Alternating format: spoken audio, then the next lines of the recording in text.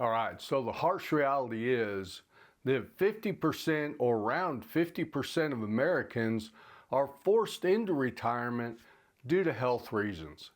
And for that, I was really lucky. I worked for a company that had short-term and long-term disability insurance where you could go out if you needed a knee replacement, a shoulder surgery, something like that. You could go out, take the time off you needed to heal properly, and then come back to your job.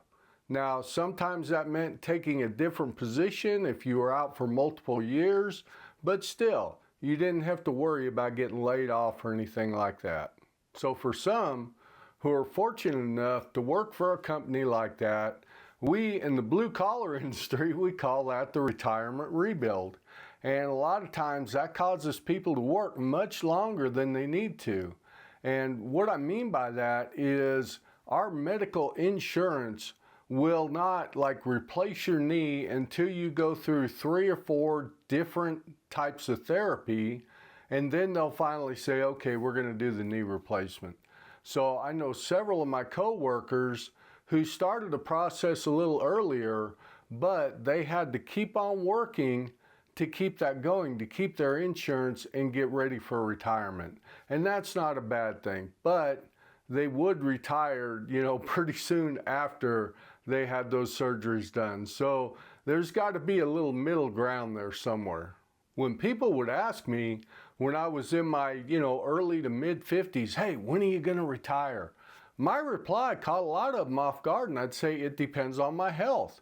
And they'd say, oh, will you retire when your health is bad? And I say, no, I'll retire at 59 and a half if my health is still good. That way I can go out and travel and enjoy my retirement. And if something happens and things don't work out, I can always go back to the workforce. But if I was going to be in really poor health, because I do have a heart condition, it's manageable. But if I was going to be in really poor health, and I couldn't travel and I couldn't enjoy my retirement, I'd probably go ahead and work a little bit longer. So that really got a lot of people thinking about, what is he talking about? But I'm really glad I did. I'm in pretty decent health right now. I'm 61 years old, and I could go out and pick up side work or do YouTube videos. I'm preferring to do YouTube videos right at the moment. Some of the other people that I ran across in our organization who were wonderful savers, they were in management, made more money, they could go ahead and try to build what you'd call generational wealth. And that could be a reason that you might want to stay working for a while. I mean, it's not a possibility for me, but if I could work a few more years and build that nest egg up to where it was really something that would help my grandchildren out, I might stay working for a while as well.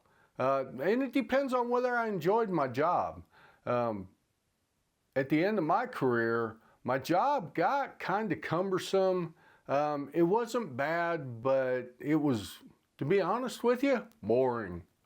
To be real honest with you, it got boring at the end.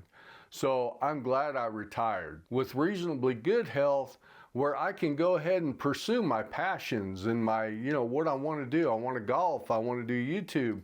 I want to help people out. And so far it's working out pretty well for me.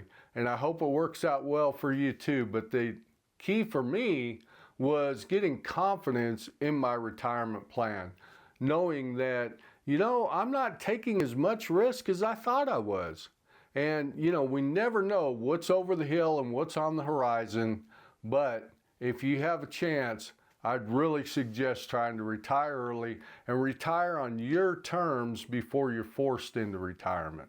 So this being a new channel, I'd appreciate it if you go down and hit that like button and watch this video next.